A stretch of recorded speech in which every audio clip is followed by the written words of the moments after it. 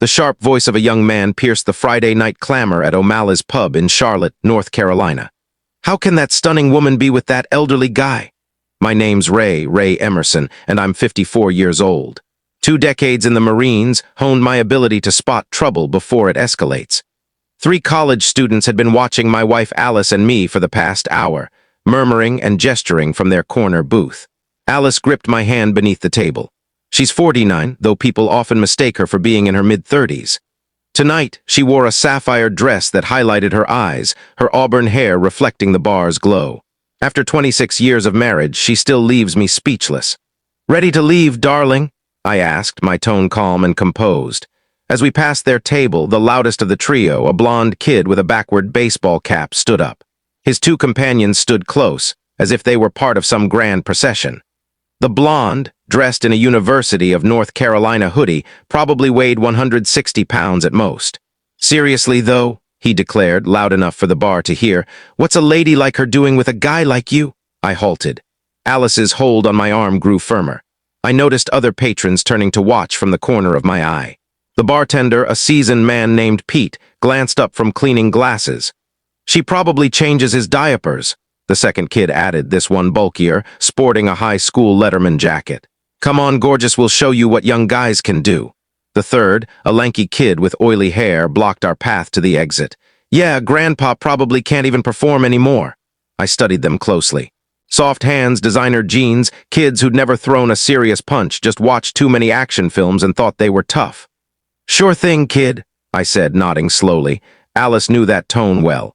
It was the same one I used with cocky recruits who thought they knew better than their drill instructor, calm, measured, but laced with danger. The blonde kid misread my restraint as weakness. He puffed out his chest like a strutting peacock. "What's that supposed to mean, old man?" "Nothing at all," I replied. "We're just heading out." But as Alice and I moved toward the door, I sensed them trailing us. The bar's atmosphere shifted. Pete met my gaze and gave a subtle head shake, as if apologizing for what his place was about to see. Something told me this night wasn't finished. 20 years ago, I'd have dealt with this differently. Back when I was Staff Sergeant Emerson, teaching hand-to-hand combat at Camp Lejeune, I had little tolerance for disrespect. But Alice changed that. She showed me that true strength isn't about proving yourself to every punk who thinks he's tough. I met her in 1998, after my 3rd deployment. She was a nurse at the VA hospital, caring for guys like me who returned with more than just gear. The first time I saw her, she was comforting a Vietnam vet as he wept about his nightmares. That's when I knew she was special. We tied the knot a year later. Alice wanted children, but it never worked out for us. Instead, we invested everything in each other. She stood by me through the tough shift to civilian life, and I supported her through nursing school and her master-run official website, master's degree. Now she heads the trauma unit at Presbyterian Hospital. Tonight was meant to be a celebration. Alice had just been promoted to department head, and we chose O'Malley's because it was where we had our first date. Same corner booth, same Friday night crowd, same bartender who remembered us from our younger, leaner days. But those college kids had been eyeing us all evening. I noticed them when we arrived, how their chatter stopped as Alice shed her coat, how they elbowed each other and smirked, how the blonde one kept stretching his neck to stare at her. I'd seen that look before in overseas bars when some inebriated soldier decided he wanted what wasn't his. It always ended the same way. Alice noticed too, but she's accustomed to attention. 26 years of marriage and she still draws eyes wherever we go. Usually I take it as a compliment. Tonight felt off. "They're just kids," she whispered when she saw me watching them. "Ignore them." But as we shared our appetizer, I caught snippets of their conversation, something about wasted on an old guy and bet she's craving real action. The kind of talk that crosses boundaries. The blonde kid got up to use the restroom, passing our table slowly. He looked Alice up and down like she was an object, then winked at her. Alice averted her gaze, uneasy for the first time that night. That's when I decided we were leaving. Not because I feared 3 college boys, but because Alice deserved better than spending her promotion celebration listening to their nonsense. I should have known they wouldn't let it go. The parking lot outside O'Malley's was poorly lit, with just a few streetlights casting long shadows between vehicles. Alice and I were halfway to my truck when I heard footsteps behind us. "Hey, where you going?" The blonde kid's voice rang out across the pavement. "We weren't done talking." I stopped. Alice's hand instinctively found mine, as it always does when she's anxious. In 26 years, she's seen me handle exactly 3 fights, each over before it truly began. "Ray," she said softly, "let's just go." I turned. All 3 stood under the parking lot lights, acting like they ruled the world. The blonde kid had his phone out, likely recording what he thought would be his moment of triumph. "Problem is," the stocky one in the Letterman jacket said, "we think your wife might want to hang with real men." The tall, skinny one snickered. "Yeah, before she forgets what it's like." That's when something shifted in me. Not rage, but a switch flipping from civilian Ray to Staff Sergeant Emerson. Alice sensed the change in my stance. "Ray, it's fine, sweetheart," I said, keeping my eyes on the trio. "These boys just want to spar a little." The blonde one stepped closer. "Spar? What's that supposed to mean?" "It means," I said, placing my keys in Alice's hand, "you followed us out here thinking you're tough." "Let's see." I slipped off my jacket, folded it neatly, and handed it to Alice. The motion was deliberate, practiced, like preparing for a training drill to show recruits a technique. "All right," I said, rolling up my sleeves. "Want to spar? Let's do it. One rule, one at a time." The 3 exchanged glances and burst out laughing. The blonde kid pocketed his phone and cracked his knuckles. "You for real, old man? You want to take on all 3 of us?" "One at a time," I repeated, "unless you're scared." That stung. Young men and their pride, always their Achilles heel. Alice stepped back toward the truck. She knows what I'm capable of, even if I haven't shown it in years. In the Corps, I taught defensive tactics to Marines half my age. I know how to read an opponent's balance, their momentum, their intentions in the tilt of their shoulders. These boys had no clue what they were stepping into. The blonde kid rolled his shoulders, preparing to lunge. The other 2 flanked him, thinking numbers gave them the edge. They didn't grasp that 20 years of training doesn't vanish just because you wear civilian clothes and age. The blonde came at me first, as I expected. College boys always lead with their egos. "This is for calling us kids, Grandpa," he shouted, winding up for what he thought was a crushing right hook. I watched him signal the punch for what felt like an eternity. His weight shifted to his back foot, shoulder dropping, body coiling like a spring wound tight. In the Marines, we called it slow motion Sunday, when adrenaline sharpens everything and you see every move coming. I sidestepped left just enough. His fist sailed past my ear, carrying all his momentum. He'd put everything into that swing, expecting to connect with my face to halt his motion. When he hit air, physics did the rest. He stumbled forward, off balance, arms flailing. I didn't need to push him. I just stepped aside and let him crash face, first into O'Malley's brick wall. The impact sounded like a watermelon hitting pavement. "Brad," the stocky kid in the Letterman jacket yelled, rushing to his friend. But Brad was done. He slumped against the wall, blood pouring from his nose, dazed and muttering, "My face!" "You broke your own face," I said, brushing imaginary dirt off my shirt. "I just moved." The Letterman kid I'd heard called Tyler eyed me differently now. Some bravado had faded, but he was young enough to think he could salvage this. "You got lucky with Brad," Tyler said, shedding his jacket. "I played football in high school." "Impressive," I replied. Tyler lowered his shoulder and charged like he was going for a tackle. High school football moves against someone who trained Marines in close combat for 2 decades. It'd be comical if it weren't so predictable. I waited until he was 2 steps away, then grabbed his outstretched arms and redirected his momentum sideways. Basic martial arts principle: channel force, don't fight it. Tyler spun in a direction he didn't plan, slamming sideways into the massive dumpster behind O'Malley's, the impact ringing like a gong. But his momentum wasn't done. The dumpster's height caught him at the waist, and his legs flipped up and over. "Help," came his muffled voice from inside. "I'm stuck." I peered over the edge. Tyler was wedged upside down among trash bags, legs flailing in the air, his Letterman jacket tangled around his head. He looked like an overturned turtle. 20 years in the Marines taught me patience, boys," I said, straightening my shirt. "Also taught me leverage." The 3rd kid, the tall, skinny one named Jake, was retreating now. He kept glancing between his friends. Brad slumped against the wall, clutching his bloody nose, Tyler thrashing in the dumpster, and me standing there, barely winded. "This is insane," Jake said. "You can't just attack people." "Attack?" I raised an eyebrow. "Son, I haven't touched your friends. They attacked themselves." Jake pulled out his phone. "I'm calling the cops." "Smart move," I said. "Be sure to tell them how 3 young guys followed a married couple into a dark lot and threatened them." That's when Jake made his mistake. Instead of just calling or walking away, he tried to save face. While talking tough about the police, he wound up for a sneaky punch, thinking I wouldn't notice. But in the Marines, you learn to see everything. Peripheral vision is a survival skill. Jake swung wildly, aiming for the side of my head. I ducked, and his fist smashed into the parking meter behind me. The crack of knuckles on cast iron echoed across the lot.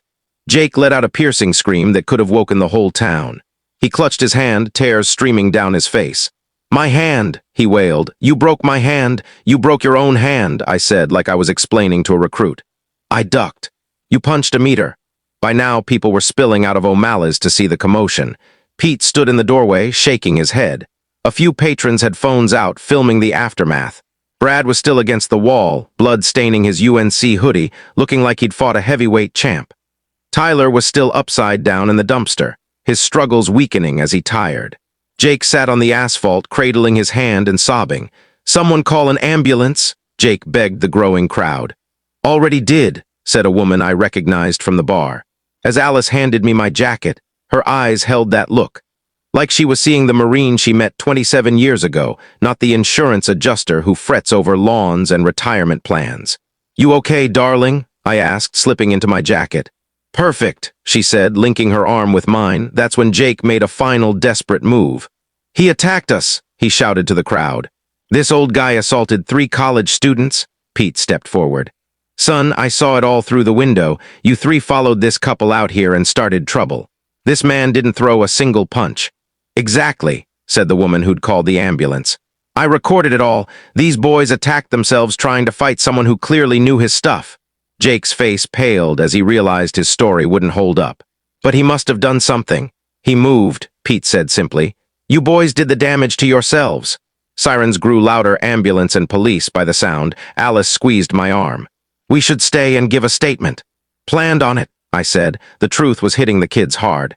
They'd targeted someone they thought was easy prey and ended up humiliating themselves in front of witnesses.